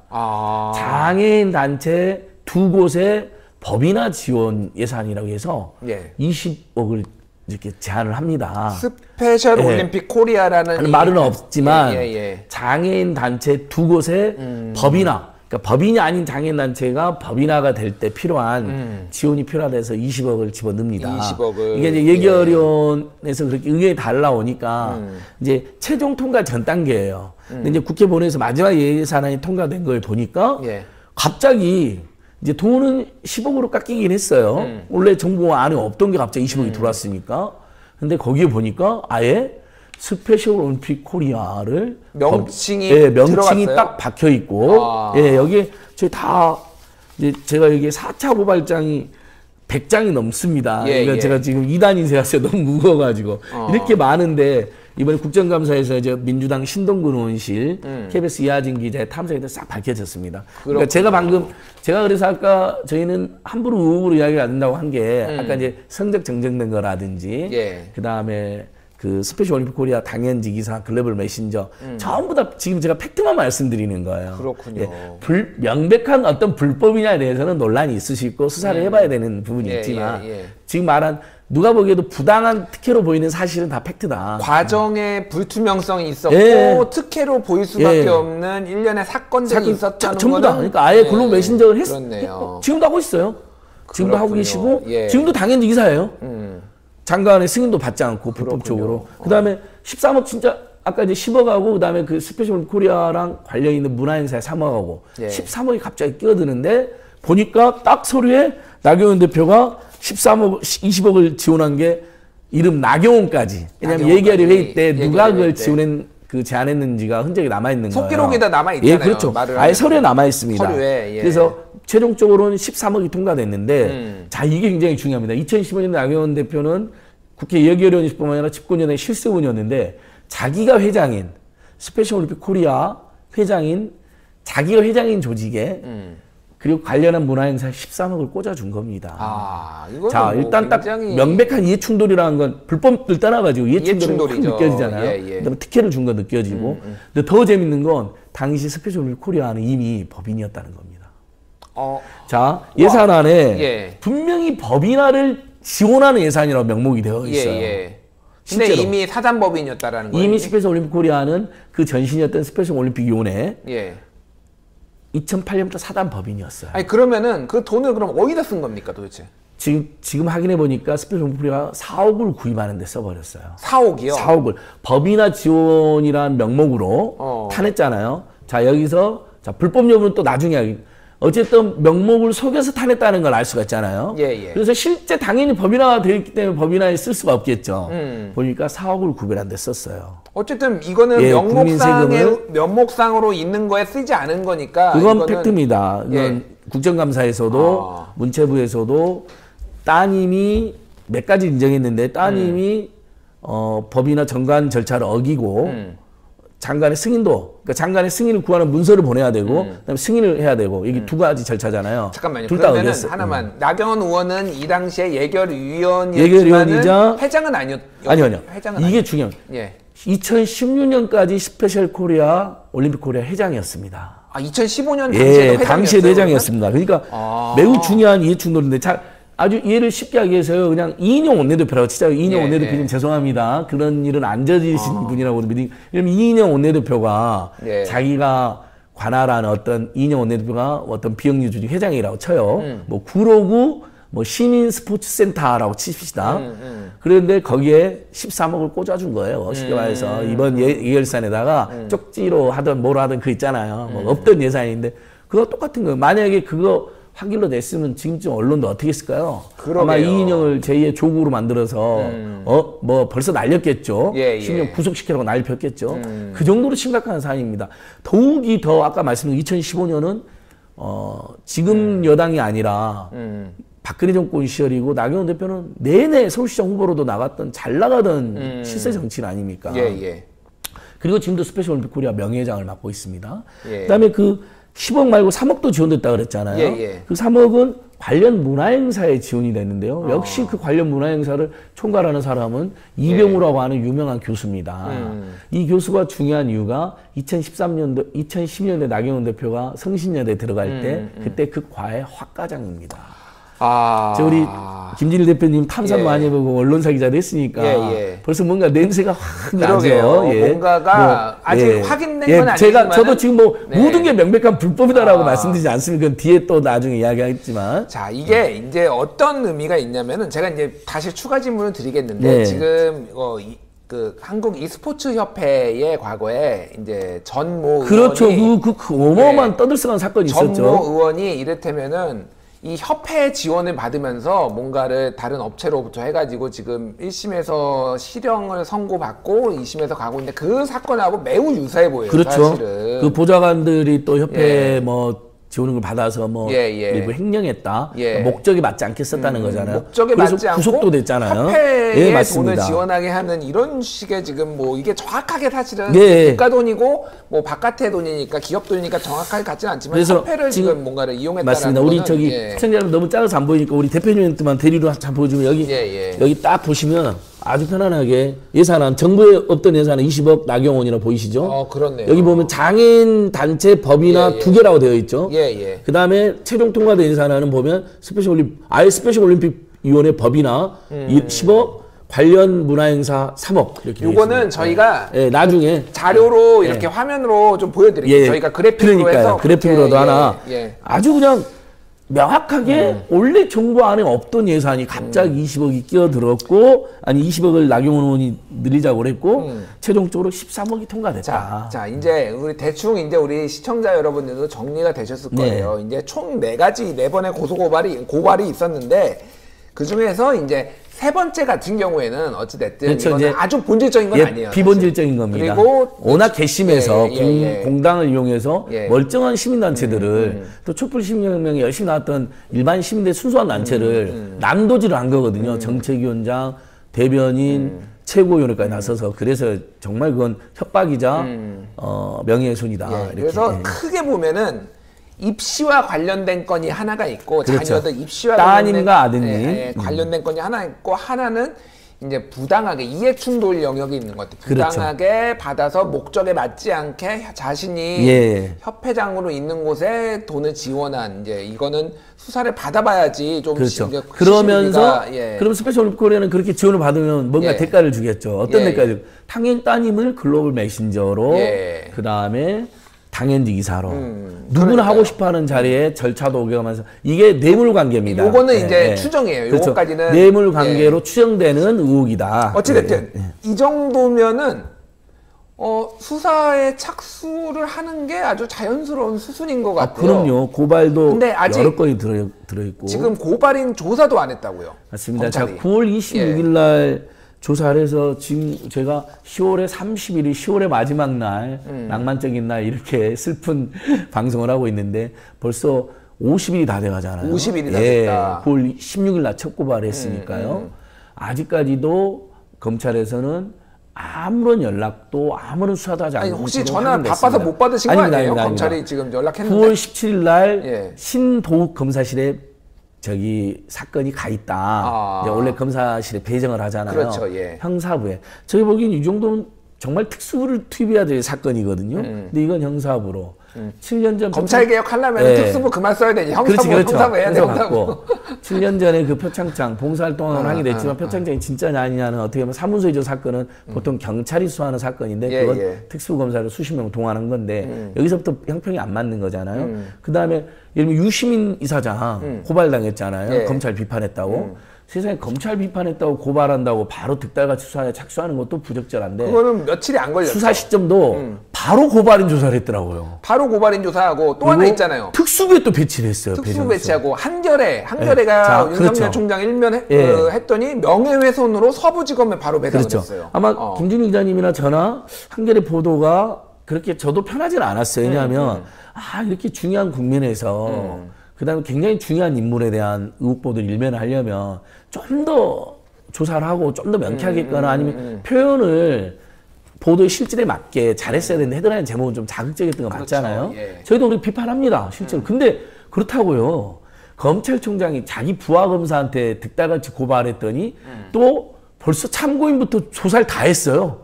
이미 수사에 착수를 한 거예요. 그러니까요. 그러면서 국정감 나와서 뭐라 그랬습니까? 취재 경위를 자세하게 일면에다가 밝히고 사과라면 그것도 치하도 아니에요. 치하를 할지 말지 검토해보겠다. 저는 권력기관장이 언론이나 국민들 앞에서 이렇게 오만하고 거만한 적을 본 적이 없습니다. 알겠습니다. 이건 이제 근데 그것도 수사에 착수했다. 그러니까요. 예, 득달같이. 지금 형평성이 안 맞는 거는 지금 이 방송을 보시는 시청자 여러분들은 다 느끼실 거예요. 그럴 겁니다. 그래서 저희가 이제 좀 더 타이트하게 요구를 좀 더 해보죠. 자, 나경원 원내대표 측에서는 이렇게 고발을 했는데 뭐라고 반응을 했나요?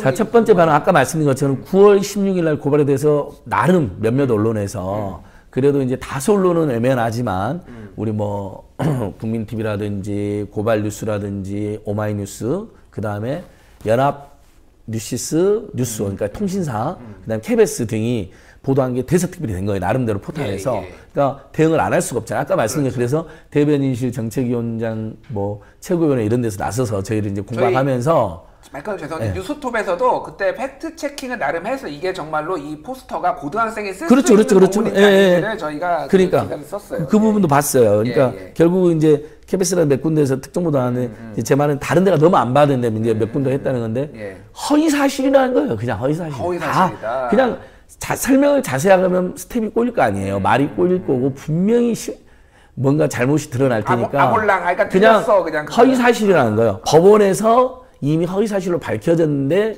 조국과 친한 단체가 정치 공작으로 가짜 신문을 했다는 거예요. 이 이야기만 반복했어요. 그 다음부터는 모든 해명을 거부하고 있어요. 스페셜 올림픽 코리아 관련해서는 해명 안 했나요? 다 해명을 나경원 측은 해명을 안 하고 당시 이제 그 자리에 있었던 국정감 자유한국당 의원들이 문제 없다는 식으로만 이야기했어요. 그 다음에 그 나경원 대표가 하나 해명한 게 있죠. 자 이제 따님 아드님 입시국 중에 이제 아드님 부분입니다. 자 서울대학교의 연구실을 몇 주를 무상으로 굉장히 중요한 게 여러분들은 무상으로 사용했다는 데만 이제 이렇게 알고 계시더라고요. 연구실 특혜라고. 근데 실험 장비, 우리 국민 세금으로 그 실험실이랑 고가의 실험 장비를 다 여러분의 세금으로 사준 겁니다.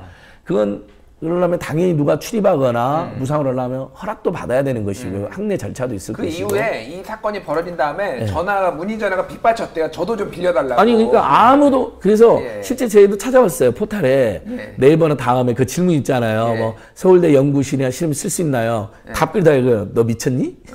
거길 어떻게 쓰냐? 실제로 썼다는 사람 제가 지금까지 못 만났어요. 물론 경우에 따라서 예를 들면 교수님들이 필요해서 뭐 고등학생 함께 해야 될 뭐 협업이 있어서 불렀을 수 있는 것도 있겠지만 그것도 교수님 필요해서죠. 자, 나경원 대표 인정했죠. 아마 이걸 인정한 것 때문에 그 후로 해명을 안 하는 것 같아요. 어떻게 된 거냐, 특혜하냐 그랬더니 그게 아니고 우리 아이가 미국에 있다가 이제 이것도 불법 유학이라는 거 확인됐죠. 자, 팩트 하나 확인합니다. 일단 중학교 때 부모 없이 유학 간 건 불법 유학이라고 확인이 됐고요. 정확하게 본인도 인정을 했고요. 그다음에 그거로도 막 난리 폈죠. 조국에 대해서는. 거기는 훨씬 더 의혹이 덜한데도. 그다음에 인정해버린 거잖아요. 우리 아이가 미국에 있어갖고 뭐 어쩔 수 없이 서울대에 전화해가지고 부탁을 했다. 자, 어느 부모가 세상에 불법으로 중학교 때부터 유학을 보내면 뭐 그런 부모가 일부 있지만 그 다음에 서울대에 전화해가지고 연구실 그 다음에 교수, 대학원생, 심지어 실험 장비까지를 몇 주 동안 쓸 수 있습니까, 여러분? 제가 언성 좀 높여도 될까요, 여러분? 카운트다운 하시고요. 그러니까 부정 청탁의 혐의가 있어요. 부당한 청탁. 자, 불법이라고 제가 지금 확정하진 않았습니다.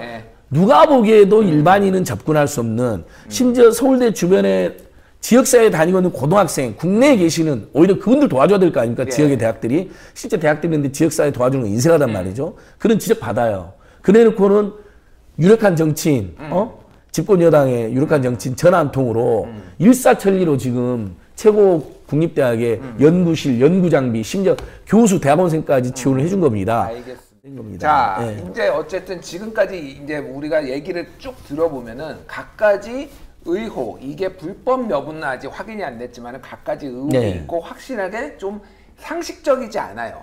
상식적이지 않은 맞습니다. 일들, 일련의 사건들이 연달아 일어나고 있다라고 하면은, 그리고 다른 검찰의 어떤 뭐 수사 착수 관행이랄지 이런 거를 봤을 때 지금 50일이 넘었음에도 불구하고 고발인 조사조차 안 했다라고 하는 거는 이상하다라는 거예요, 분명히. 맞습니다. 그러면은 자, 이제 어떻게 이거 대응을 하실 건가요, 지금? 자, 그래서 그 이제 오늘 김진 대표님 충분히 이제 말씀할 기회를 주셔서 고마운데, 제가 그 의혹 중에 아주 심각한 의혹을 하나만 딱 정리한 다음에 대응 말씀드리자. 아까 제가 이병우 교수님 말씀을 드렸습니다. 뉴스타파가 원래 보도한 것은 이제 이렇게 시작을 하는데요. 원래 성신여대 현대 실용음악과에는 장애인 전형이 없었어요. 근데 어느 날 나경원 대표가 심하진 전 총장 시절에 성신여대를 방문해서 아니 이렇게 큰 학교에 이런 장애인 특별전형도 없냐고 한마디 합니다. 심하진 총장이 직원을 시켜서 급조해서 이게 2010년대에 만들어지는 거로 성신여대 감사보고서하고 뉴스타파 나왔죠. 보도로도 나옵니다. 황일송 기자가 그거를 우리 뉴스타파 황일송 기자님이 엄청 고소를 당했는데 뉴스타파를 고소했죠. 근데 이게 이제 1심에서도 무죄, 항소심에서도 무죄인데 항소심 무죄 판결문이 아주 유명한 판결문이 이렇습니다. 똑같은 장애를 가진 학생들이 응시에서 누군가가 떨어졌는데 그렇다면 이건 매우 공정해야 되는 건데, 예를 들면 왜냐하면 한 명만 차라리 처음부터 한 명만 뽑고 한 명만 응모했다면 그것도 특혜긴 하지만 남을 떨어뜨린 건 아니잖아요. 그렇죠. 근데 남을 떨어뜨린 게 제일 슬픈 일 아닙니까? 원래 됐을 수도 있는 분을. 근데 누군가를 떨어뜨렸다면, 근데 그 과정에서 엄마 찬스가 있었다면, 이제 뭐 표현은 다르지만 엄마가 나경원이라고도 밝히고 면접할 때 악기를 안 갖고 왔는데 학과에서 악기를 아예 가져다주는 수고도 해주고, 심지어 나경원 대표 딸이 면접에 응한다는 거 이미 면접위원들이 모두 알고 있었고, 심지어 블라인드 면접 요즘에 다 원칙이잖아요. 다른 학교에서는 그러면 떨어뜨리거든요. 부모를 밝히면. 심지어 뭐 이런 과정이 있었다는 걸 다 인정을 하면서 이것은 정말 불공정한 거라서 용납할 수 없는 일이라는 판결문의 취지가 나옵니다. 무죄 선고문에. 그러니까 그거 판결문 읽어보시면요, 이건 부정입학이라고 판사님이 아예 부정입학이라는 말만 안 썼지, 이건 부정입학이다라고 써놨다라고 해석해도 무방합니다. 사실상 공정하지 않았다. 문제가 있었다라는 누군가가 얘기를 한 거네요. 그러니까 누군가는 떨어지는 실험에서 같은 조건에서 장애를 가진 같은 조건에서 누군가는 떨어지는 입시에서 엄마 때문에 부당한 특혜를 입었다. 이건 매우 불공정하고 부당한 일이라고 써놓으셨다니까요. 알겠습니다. 자, 그때 학과장이 아까 말씀드린 이병우 학과장입니다. 그 성신여대 그 교수님. 그리고 2013년도에 스페셜 올림픽 그 총감독으로 이병우 교수가 임명이 됩니다. 다 이제 약간의 그 관련자들이 그렇죠? 얽혀 있어요. 자, 따님이 부당하게 입시에서 특혜를 받다고 생각해 보십시오, 여러분. 상상으로도. 그리고 그 다음에 그 이병우 교수가 스페셜 올림픽 코리아의 총감독이 됩니다. 문화예술 감독이. 자, 딸을 부정입학시켜주고 성적을 아까 급상시켜주는 뇌물을 준 다음에 스페셜 올림픽 코리아라는 중요한 누구나 하고 싶어하는 음악가라면 총감독이 되고, 그 다음에 13년, 14년, 15년도에 관련 뮤직 페스티벌에 계속 이분이 주도하고 총감독을 합니다. 특혜와 뇌물을 주고받은 관계. 뇌물을 돈으로만 이해하실 필요 없고요. 우리 판례상 뇌물은 물건도 되고 누구나 하고 싶어하는 지위나 역할도 됩니다. 그거는 이제 조금만 정리를 해주면은 이석채 KT 전 회장이 지금 어저께 맞습니다. 징역 1년을 받았는데, 이거에 관련해서 지금 김성태 자유한국당 의원이 뇌물 수수 혐의. 근데 뇌물이 딸을 입학시킨. 돈이 아니라 따님을 부정하게 채용이나 입학이나 이런 것도 뇌물이 될 수 있다라는 지금 뭐 판례들이 지금 나오려고 하고 있고요. 계약직이나 정규직간 전과적인 부정이라니까 그게 뇌물로 되어 있는 것이고요. 그거는 이제 하고, 저희가 다시 한번 말씀드리지만은 지금 말을 한 거는 사실관계지만 이게 실제 불법인지 아닌지 뇌물인지 아닌지는 수사와 재판을 통해서 가려줘야 되는 거예요. 저희들은 명확하게 해야 됩니다. 저희들은 이제 수사하면 이 팩트가 다 쌓였기 때문에 구속 엄벌할 정도로 엄중한 불법 행위가 많이 있다고 주장하지만 이렇게 최소한 이런 공信있는 자리에서는 최종적인 불법 여부는 또 검찰이 수사하고 또 법원이 판결하는 거기 때문에 그렇게 안 하면 우리도 고소고발 당하고. 그런가요? 아니, 저는 뭐 고소고발을 떠나가지고 저희가 예를 들면 100% 저희가 무슨 신도 아니고 판관도 아닌데 그걸 함부로 말해서는 안 된다는 걸 말씀드립니다. 그다음에 이제 아까 두 번째가 스페셜 올림픽 코리아 예산이 13억이 갔다 그랬잖아요. 문화행사에 2015년도에 그때 스페셜 올림픽 코리아가 글로벌 외신을 시켜주고 당연히 이사를 시켜주고 나경원 대표의 따님을 그리고 예산 13억을 받는 관계가 두 번째 일종의 뇌물성 지위를 주고 특혜를 받은 것으로 의혹이 강하게 의심된다는 겁니다. 알겠습니다. 그래서 제가 고발장에 뇌물, 직권남용, 업무방해 이렇게 구성을 해놓은 것입니다. 알겠습니다. 이제 전체적으로 다 이해가 되셨을 그렇죠. 거예요. 지금 상황이 어떻게 돌아가는지 우리 안진걸 소장님이 다른 방송에서도 사실 나왔는데 시간이 충분하지 않아서 아쉬웠다. 지금 너무 고마운 게 다른 방송에서 다 대부분 아시다시피 뭐 10분 안짝으로 하잖아요. 뭐 뉴스공장이든 KBS든 그러니까 정말 이야기 좀 하려고 그러면 끝난 거예요. 그러니까. 너무 아쉬운 거예요. 거의 다 얘기하셨어요. 근데 오늘 정말 처음으로 가장 자세하게 이야기하는 게 조회수 100만 도전해 봅니다. 고맙습니다. 100만 갑시다, 여러분. 자, 이제 좀 마무리를 할 시간이에요. 자, 이제 어쨌든 지금 검찰이 수사를 착수 안 하는 것만으로도 이거는 불공정하다, 공정하지 않다라고 말씀하셨고 엄청난 직무입니다. 분들도 그렇게 느끼실 거예요. 이제 대안이 있으셔야 될 거 아니에요. 어떻게 하실 겁니까? 자, 맞습니다. 그래서 저희는 이제 우리 결국 시민들의 힘으로 나경원에 대한 엄정하고 신속하고 원내대표에 대한 철저하고 대대적인 수사가 돼야 된다. 아까 말씀드린 것처럼 어느 누군가는 너무나 납득할 수 없는 직권남용이나 초과행 수사가 벌어지고 어느 누군가는 아예 수사도 안 한다면 이건 일면 나경원 대표님을 응원하는 분들 입장에서도 그건 불공정하다고 느끼실 정도로 저는 생각을 합니다. 감히. 그래서 지금 수사해야 되는데 지금 50일이 되도록 연락도 없고 그러는데 이제 검찰에 제가 이제 연락을 드리려고 그래요. 직접 전화를 하신다고요? 왜 도대체 연락도 없는 거냐. 고발 인사라도 빨리 해달라. 우리 자료 많이 가지고 있다. 4차 고발장만 이렇게 100장에 가깝다. 이게 4차 고발장만 갖고 온 거거든요. 1, 2, 3차 빼고. 너무 하는 거 아니냐 하면서 그래도 2달이 가기 전에는 고발인 조사 당당히 받을 것이고요. 고발인 조사 받으면 저희는 입증할 자신이 있습니다. 그러니까 아까처럼 최종적으로 불법까지 다 입증하는 거 아니더라도 분명히 명백하게 불법적이거나 부당한 특혜 부분이 입증할 자신이 있다는 오늘 말씀하신 부분은 다 자료가 있고 다 자료가 있습니다. 제가 실제 다 보여드립니다. 어디 가서도 보여드리고. 알겠습니다. 그다음에 결국 국민들께서 지금처럼 검찰개혁, 언론개혁, 그중에 검찰개혁이 한 또 이게 징표입니다. 그리고 이렇게 수사를 하냐 안 하냐. 검찰 권력이 사유화되고 편파되고 정치화됐다는 지적을 해주시는데 너무나 지나가서 말씀이시고 결국 이렇게 고위공직자 수사를 안 하면 국회의원까지 포함한 고위공직자 수사처 공수처의 필요성에 대한 어떤 검찰개혁과 간증하는 이게 사례가 되겠네요. 공수처가 생겨야 될 명백한 사유가 됩니다. 이 나경원 대표 사유가요. 알겠습니다. 자, 오늘 수고해주신 우리 안진걸 소장님께 감사드리고요. 혹시 이 방송을 보고 나경원 원내대표 측에서 보고 계시다라면은 저희는 항상 반론권을 보장해드리고 있으니까 한번 직접 나오시거나 관계자분들이 나오셔서 이거에 대해서 해명을 해주시고 자유한국당 관계자분들도 나와서 해명을 해주시면 좋을 것 같습니다. 언제든지 저희는 준비되어 있으니까 저희한테 연락을 주시면은 이메일도 있고요. 뭐 직접 방문해 주셔도 되고요. 해주시면 저희가 언제든지 반론권을 드리도록 하겠습니다. 여기서 공개 토론해도 되는데요. 저는 이제 나경원 대표님 아마 제가 급이 안 맞는다 생각해 본인은 안 나오실 거라 생각하는데 이러면 관계자 한 분, 뭐 변호사도 좋고 오셔가지고 여기서 공개적으로 방금 말한 4가지 준비가 돼 있습니다. 따님, 아드님, 스페셜 올림픽 코리아 홍신하고 진짜 이야기 정말 해주세요. 괜찮습니다. 같이 토론 한번 하시죠. 알겠습니다. 지금까지 진짜 바쁘신 분인데 시간 내주신 안진걸 소장님 너무 감사드립니다. 고맙습니다. 감사합니다. 시청자 여러분 고맙습니다.